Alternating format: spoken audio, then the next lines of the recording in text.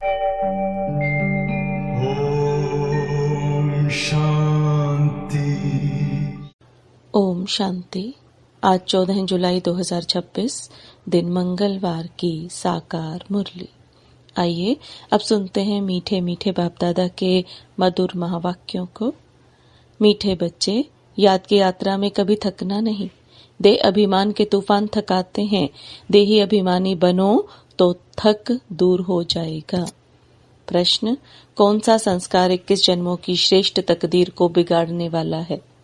उत्तर, अगर किसी में रूठने का संस्कार है, बाप से व पढ़ाई से रूठ जाते हैं तो 21 जन्मों की तकदीर बिगड़ जाती है।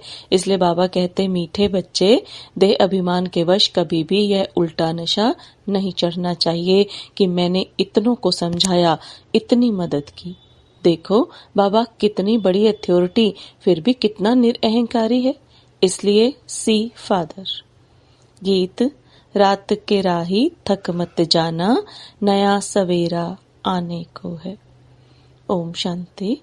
मीठे मीठे सिकलते बच्चों ने गीत सुना और जो योग युक्त सर्विसेबल बच्चे हैं वे इसका अर्थ झट समझ लेते हैं। हम रात के राही अर्थात ब्राह्मणों की अब रात पूरी हुई है। भक्ति मार्ग को रात कहा जाता है। आधा कल्प रात का पूरा होता है। हद का भी दिन और रात है। यह फिर ब्राह्मणों का आधा कल्प दिन और आधा कल्प रात होती है। इस समय जबकि बाप आते हैं तो अंधियारा है। प्रभात होने का पहला पूर है, सवेरा हो रहा है। बच्चे जानते हैं। अब बाप कहते हैं, मीठे मीठे बच्चे, याद की यात्रा में थक नहीं जाना। जैसे जिस्मानी यात्रा होती है, आगे पैदल जाते थे, बहुत धीरे धीरे, बीच बीच में मंजिल बनी रहती है। मालूम रहता है हमको फलानी फलानी मंजिल पर ठहरना है। आगे बहुत श्रद्धा से पैदल जाते थे, उसमें बड़ी मेहनत है। अब यह तो बहुत सहज है। इसको कहा जाता है सहज याद व योग। सिर्फ बाप को याद करना है। थकने का मतलब है देह अभिमानी बनना। हाँ, इसमें कोई शक नहीं, माया के विघ्न पड़ेंगे, परंतु इसमें थक नहीं जाना है। थक जाने से देह अभिमान आ जाता है। बाप कहते हैं, बच्चे, शरीर निर्वाह के लिए काम तो करना है, उसके लिए छुट्टी है। 8 घंटा शरीर निर्वाह, 8 घंटा आराम, बाकी 8 घंटा इसमें दो। अभी तो पूरा 8 घंटा कोई देते नहीं, अंत में 8 घंटा तक रहेंगे। चार्ट को बढ़ाते रहो। यहाँ जब आकर बैठते हो तो याद दिलाई जाती है, जिसको तुम निष्ठा कहते हो। बाबा की याद में आकर बैठते हो। इसका मतलब यह नहीं कि सिर्फ यहाँ आकर याद में बैठना है। ऐसे बहुत हैं, समझते हैं 5-10 मिनट योग करके उठें, परंतु बाप तो कहते हैं धंधा धौरी करते, कहाँ आते जाते हो तो भी तुम योग में रहो। कहाँ गंगा स्नान आदि करने जाते हैं तो राम राम जपते हैं ना। यहाँ तुमको कुछ सिमरना नहीं है, सिर्फ बाप को याद करना है। यह बाप बच्चों से ही बात करते हैं। तुम्हारा कल्याण ही है याद की यात्रा में। इसमें थकना नहीं है। इसमें तूफान बहुत आएंगे। तूफान कोई मिट्टी आदि के नहीं। माया के तूफान आने से बुद्धि का योग टूट जाता है। फिर देह अभिमान में आने से धंधाधौरी बच्चे याद आ जाते हैं। बाप कहते हैं, अब तो यह धंधाधौरी आदि सब खल्लास हो जाने हैं। तुम्हारे बच्चे वारिस बनने ही नहीं हैं, सब खत्म हो जाने हैं। अभी तो वारिस बेहद के बाप के खड़े हैं। हद का वर्षा मुर्दाबाद होना है। साहूकार लोग समझते हैं अब बच्चा बड़ा होगा, शादी करेगा, फिर यह होगा। बाप कहते हैं अभी इतना टाइम नहीं है, इसलिए दुनिया से बिल्कुल मोह हटा दो।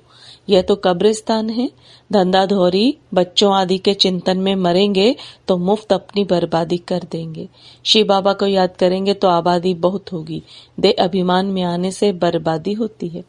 देही अभिमानी बनने में आबादी होती है। जितना याद करेंगे उतना भविष्य 21 जन्म वर्षा पाएंगे।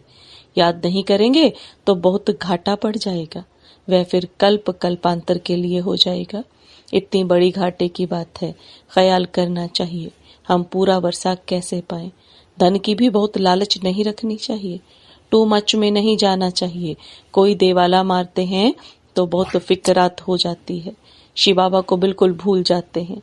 फिर दोष रखते हैं कि ज्ञान में आए हैं तब तो देवाला मारा है, बीमार हो पड़े हैं। यह कभी नहीं समझना चाहिए। बीमारी आदि होती है, यह तो कर्म भोग है। अच्छा है, विकर्म विनाश हो जाएंगे।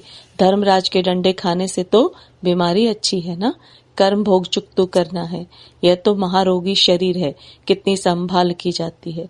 चलते चलते खड़े हो जाते हैं, हार्ट फेल हो जाते हैं। ऐसी पुरानी दुनिया को तो बुद्धि से एकदम भूल जाना चाहिए। बच्चे देखते हैं बाप नया घर बना रहे हैं तो पुराने से एकदम दिल हट जाती है। कहते हैं बाबा जल्दी से मकान बनाओ, पुराने मकान में तकलीफ बहुत है। तुम भी जानते हो ये पुरानी दुनिया तो बहुत गंदी है। तुम्हारा यह है बेहद का सन्यास। वह सन्यास करते हैं घर बार का, उसको हद का सन्यास कहा जाता है। तुम सन्यास करते हो विकारों का। बाप कहते हैं देह सहित देह के जो भी तुम्हारे संबंध है सबको तोड़ मामे कम याद करो। यह दुनिया जो इन आंखों से देखते हो इनको भूल जाओ। अभी तुम्हारी बुद्धि जानती है हम स्वर्ग की राजधानी के लिए पुरुषार्थ कर रहे हैं। ज्ञान का तीसरा नेत्र मिला है। यह सब कब्रिस्तान हो जाना है, इससे प्यार नहीं रखना है। आजकल मनुष्यों के पास पैसे बहुत हैं तो विकार भी तेज हो गए हैं। काम विकार कितना तेज है, काम बिगड़ रह नहीं सकते। 4-5 वर्ष पवित्र रहे फिर लिखते हैं बाबा आज इनको भूत लगा, काला मुंह कर दिया। कितना धक्का खाया, एकदम 5 मार अर्थात मंजिल से गिरे। पहले पहले देह अभिमान ऊपर से गिरा, ठक पुर्जा पुर्जा हो गया। खल्लास, हड्ड-गुड्ड बिल्कुल ही टूट जाते हैं। फिर पुरुषार्थ करने में टाइम लगता है। यह है सबसे बड़ी चोट। इसलिए बाबा कहते हैं काम महाशत्रु है। विकार को ही पतितपना कहा जाता है। कहते हैं बाबा हमको पतित से पावन बनाओ। भारत में ही संपूर्ण निर्विकारी थे ना, भारत ही निर्विकारी था।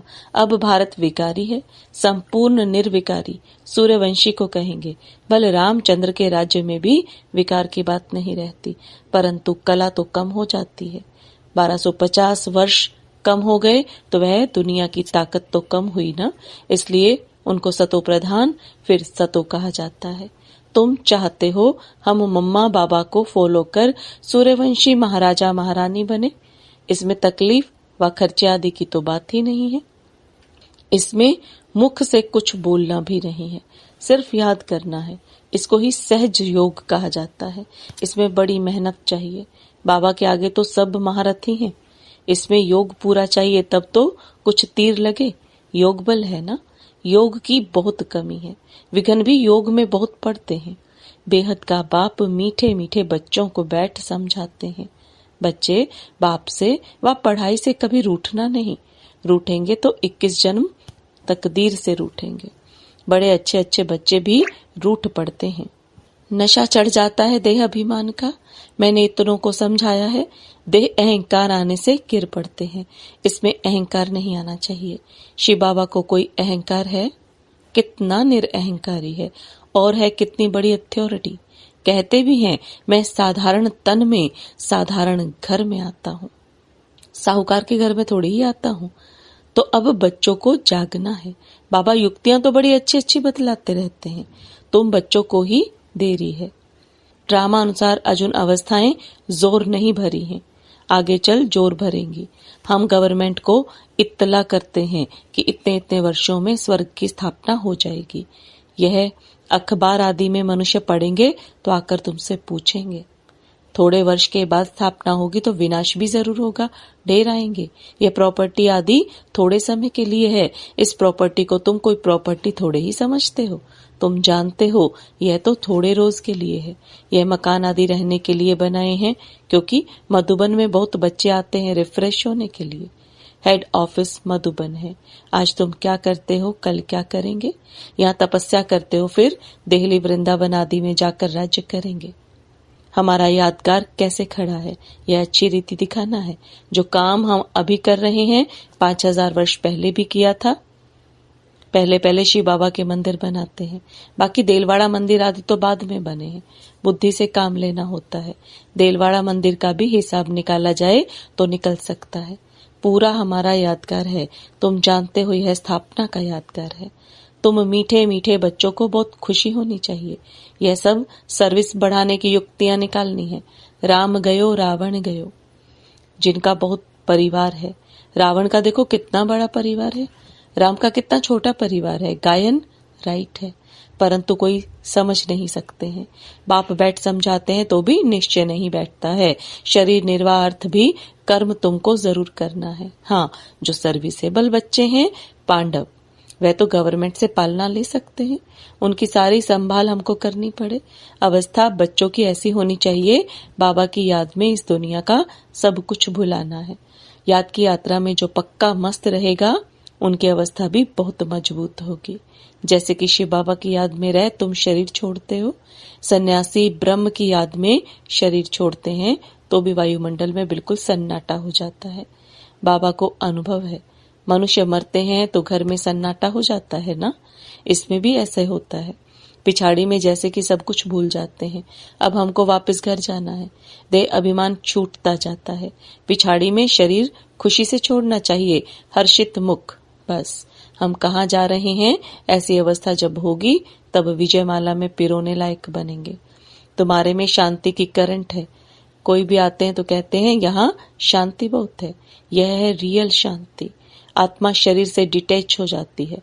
तुम जानते हो हम आत्मा शांत स्वरूप हैं, हम अपने स्वधर्म में बैठ जाते हैं। कर्म के बिना तो कोई मनुष्य रह नहीं सकते। वो लोग हठ योग से क्या क्या नहीं करते हैं। तुम अब समझते हो हमारा स्वधर्म ही शांति है।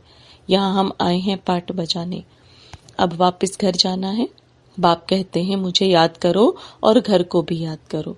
बाप को याद करने से वर्षा मिलेगा। बाप कहते हैं मुझे भी घर में याद करो, यहाँ तो मैं टेम्परेरी आता हूँ। तुम्हारी बुद्धि शांति धाम में टिकनी चाहिए।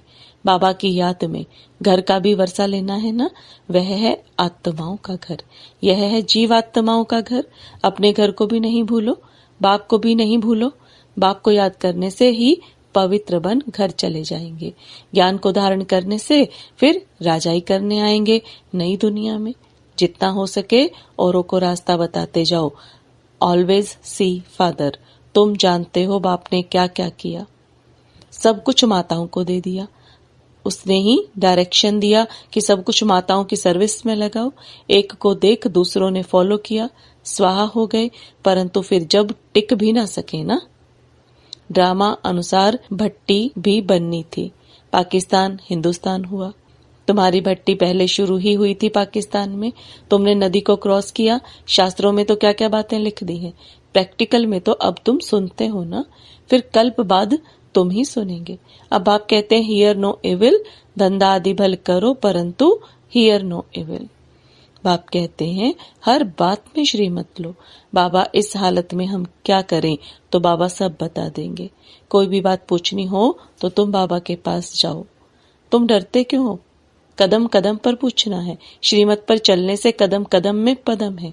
तुम्हारा सेकंड बाय सेकंड जो पास होता है उसमें पदम है। तो कितनी कमाई हो रही है।